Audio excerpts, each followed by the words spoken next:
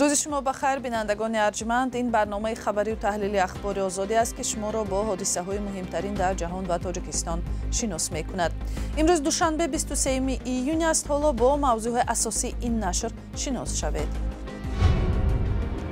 پرزیدنت دونالد ترامپ میگوید با تغییر رژیم در ایران مخالفت ندارد، در حالی که مقامات دیگری آمریکایی گفتند هدف حمله ها تنها محو مؤسسه های هسته‌ای ایران می باشد. هدف این برنامه تغییر رژیم نبود و نیست. عملیات نلگال در چندین شهر روسیه در روزهای استراحت در شهر سورگوت بیش از 100 مهاجر را به اداره وزارت کارهای داخلی انتقال دادند. زنی که از کار در وزارت کارهای داخلی تاجیکستان آزاد کرده شد میگوید حقوق شهروندیش را پایمال کردند.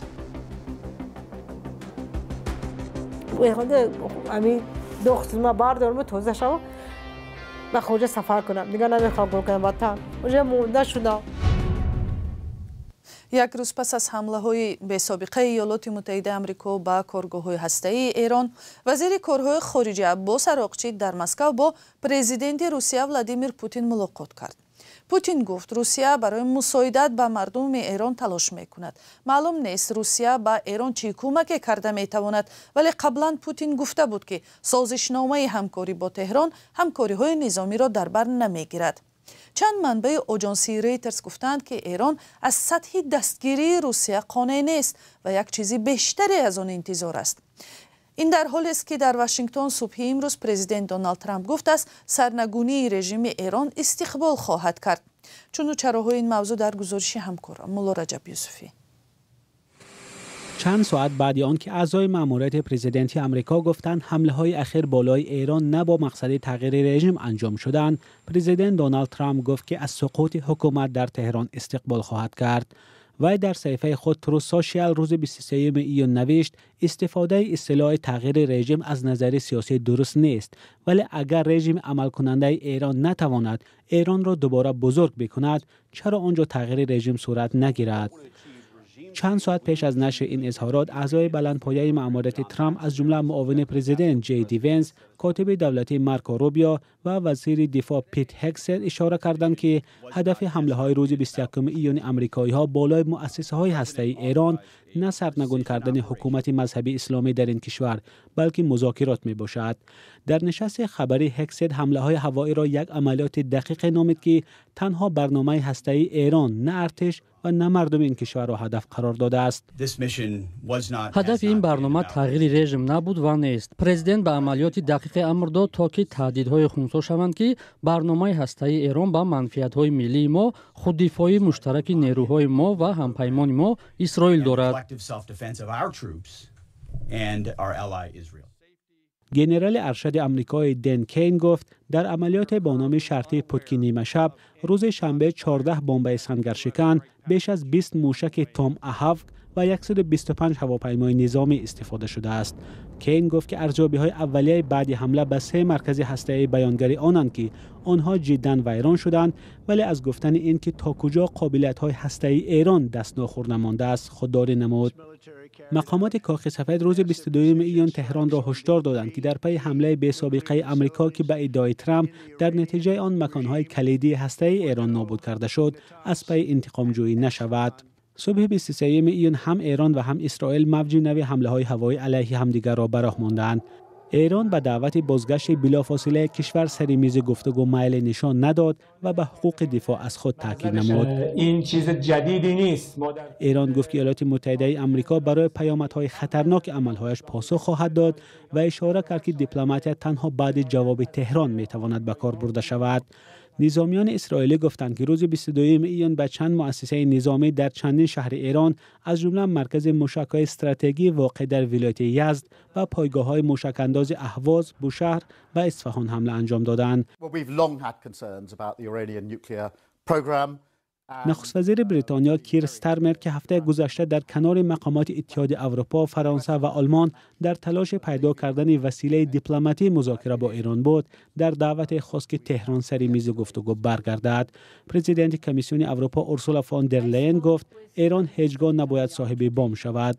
وزیر کارهای خارجه روسیه در مسکو حمله‌های آمریکا را به شدت محکوم کرد و عمل کاخ سفید را بی‌مسئولیتی و نقض جدی قانون‌های بین‌المللی نامید. در تاجیکستان که خود را یک شریک ایران می‌نامد، وزارت کارهای خارجه حمله هوایی ارتش ایالات متحده بسته نهاد هسته‌ای ایران را قطعاً محکوم نمود و از پیامدهای خطرناک برای کل منطقه و جهان هشدار داد. و امروز در وین در نشست اضطراری آژانسی بین‌المللی نیروی هسته‌ای رهبر آن رافائل گروسی گفت با نظر داشت مقدار مواد ترکنده استفاده شده در حمله و طبیعت خیلی حساس سنتریفوگ‌های غنیگردانی اوران تخمین می شود که تأسیسات هسته‌ای فوردو با زیان جدی مواجه شده است. با قول گروسی در هر 3 کارگاه هسته‌ای ایران که با حمله‌های اسرائیل و آمریکا روبرو شده اند میزان آلودگی هسته‌ای بالا نرفته است. سلام، اگر خط و خبر می‌خواهید ما داریم. نوید بامدادی، سرخط خبرها، اخبار تاجیکستان و جهان، گزارش‌ها و تحلیل‌ها. چی می‌گذرد و چرا؟ دانستن فهمیدن است. زمینه یا اپ ما را بگیرید. پلیس روسیه گفت در نزدیکی مسجد شهر سورگوت یک عملیات سنجش سندهای مهاجران را برپا نمود که در میان آنها هم نمازگزاران مسجد بودند و هم رانندگان ماشین‌هایی که در نزد مسجد نگه داشته می‌شدند. صحنه در درآمدگاه مسجد منع کرده و سنجیدن سندهای نمازگزاران را خود اداره پلیس محلی نشر کرد.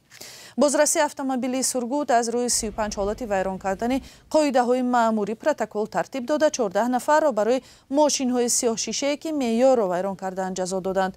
پلیس گزارش داد که بر ریاست وزارت کارهای داخلی در شهر سورگوت بیش از 100 مهاجر را آوردند تا که سندها و عکس و ایز انگشت آنها سنجیده شود. و 4 نفر آنها پروتکل ویران کردن قانون‌های مأموری سپرده شده است. بعد حمله به تالار کراکو سیتی هال در سال گذشته نظارت از بالای مهاجران در روسیه که به این هم مورد فشار زیاد قرار داشتند خیلی سخت‌تر گردیده است. مطبوعات روسیه روزهای استراحت درباره عملیات ضد مهاجران غیرقانونی با نام نیلگال خبر داده است. پس از بحث‌های طولانی تعمیر یک راه بحث برانگیز را در سرحد با قرقیزستان تاجیکستان به ذمه خود گرفته است. این قطعه ویران و ناهمواری راه در ناحیه باباجان غفوروف قرار دارد و ساکنان تاجیکستان و قرقیزستان از آن استفاده میبرند. بنابر دعواهای سالهای زیاد راه تعمیر نشده مانده بود. ساکنان و رانندگان تاجیک میگویند راه را باید هرچه زودتر تعمیر کنند تا حرکت در آن آسان و زندگی مردم سبکتر شود. فرزان محمد گزارش میدهد. کار برای تعمیر راه بین دهه باباجان غفوروف تاجیکستان و ناحیه لیلک قرقیزستان آغاز گردیده است. برای تعمیر و هموار و وسیع‌تر کردن راه با رضایت ساکنان دهه بارباردوک درختان کنار آن را ریشه‌کن کردند. راه ویران مردم را به تنگ آورده است. ماشین ما خدوایش وای میشد، بسیار نابود میشد. ماشین ما بسیار عذاب میکشد. بار گرام میبیم همین به عذاب میکشیم. مسئله همین راه به هم به سال تیزتر بنیاد میشد نقصتر بود. ما جایم بیزیب جایم قهین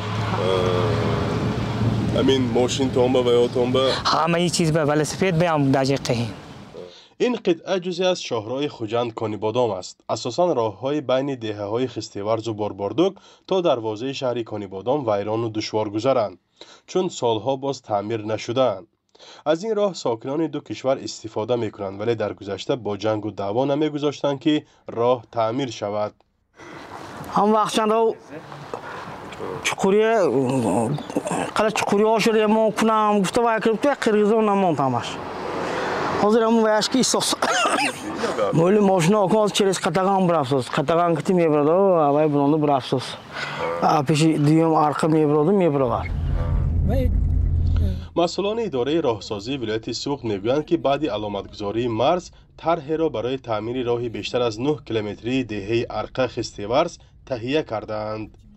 خوشبختانه موافقه سازشنامه بین دو دولت‌ها این راه پورا و منطقه جمهوری ما گذشته است.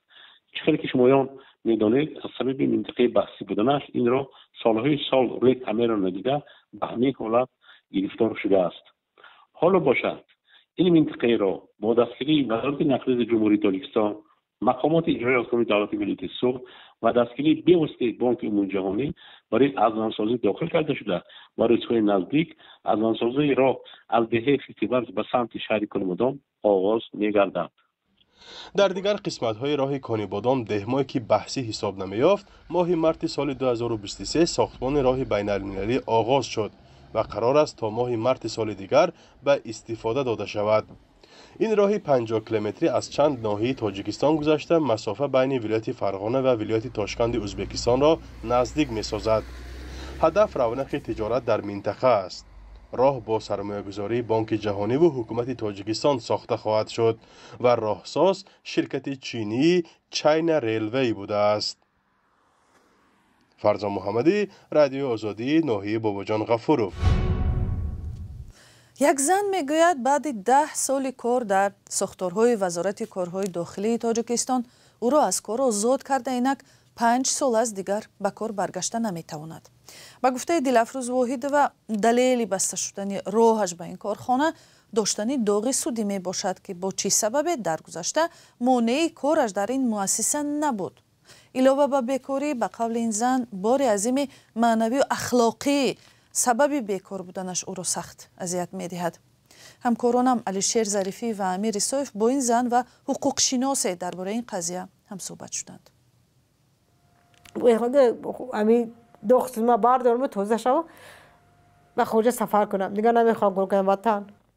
دلافروز واحد آورو بعد 10 سال کار در وزارت کارهای داخلی سال 2020 به دلیل داغ سودی از کار آزاد کردند. میگوید بعد همین خویش و نزدیکان به او با نظر شبهه می‌نگرند و به بیگناهیش چندان باور ندارند. میخواهد این شبهه‌ها را برطرف کند. میخوام که اثبات کنم بیگناه بودنم را درباره خویش تور درباره جامعه درباره نزدیکام یا رفیقام بیگناه بودن خما خیلی مقصد داشتم که من با کارم خیلی با سبق کار در آمدن اثبات کنم که من بیگناهم که من کار کردستم. دلافروز را سال 2006 با گناه قاچاق طلا جریمه کردند. 2 سال بعد او را در وزارت کارهای داخلی به کار گرفتند. ختم کرده کالج طبی است و در درمانگاه ریاست نیروهای داخلی وزارت کار کرده و رتبه لیتنانت هم گرفته است. میگوید با گذشت چند سال از حکم و در پی مراجعت به دادگاه خبردار شد که دیگر داغ سودی ندارد. سال 2020 خیلی سپارش شد. اگه من تو اسپارش برای ما داشته باشه نمیدونم. من خیلی فکر میکنم همین قانون تنها برای ما بوده است. من خیلی فکر میکنم برای شهر میدونم درباره شناس رفقو یک شناس ببینم درام دیگه میکنم که رو برای قطعی شناس من نشدم. من سوال میدم کارت چیزی موجود گپ مونده شگیم. حالا با این پرسش پاسخ میجوید که چرا 10 سال چیزی نگفتند و بعد 10 ساله ناگهان داغ سودی را بهانه آورده از کار جواب دادند. حقوق شناسان میگویند با این پرسش باید آنها پاسخ دهند که این زن را به کار قبول کردند. کودکس مهنتی یگان محدودیت ایجاد نمیکند. ولی قانون‌های سوهوی است درباره خدمت دولتی، درباره میلیسا، در آنجا انیق و دقیق گفته شده است که چنین شخصان که داغ سودی داشتند گرچند که آن داغ سودی برداشت شده باشد هم با کار قبول کرده نمی شود. وزارت امور داخلی به تماس‌های ما پاسخ نداد و به نامه رادیو آزادی تا لحظه تهیه گزارش از این نهاد جواب نآمد. دلافروز از این همه دلسر شده است و نمیخواهد در تاجیکستان ماند. میگوید یگانه راه رهایی از برخورد جامعه یا عقیده افسرده کننده اطرافیانش که گویا جنایتکار است ناچار است وطن را ترک کند و به خارج برود. پیروزی رزمیکار تاجیک محمد نعیمов در مسابقات UFC Fight Night در وزن نیمه سبک با استقبال گرمی هموطنان و مخلصانش در تاجیکستان روبرو شد. این رقابت شب شنبه به یکشنبه در شهر بوکوی آذربایجان برپا گردید و نعیمov بعد شکست دادن نماینده استریا بوگدانگراد غالب مسابقات اعلام گردید. و در همین جا برنامه امروزه به پایان میرسد. سپاسگزاریم که تا این لحظه ها با ما بودید. اگر خود شما هم شاهد خبر و حادثه شدید با ما در تماس شوید. سراغه های ما را در سامانه رادیوی آزادی .org می توانید پیدا کنید. خدا نگهبان.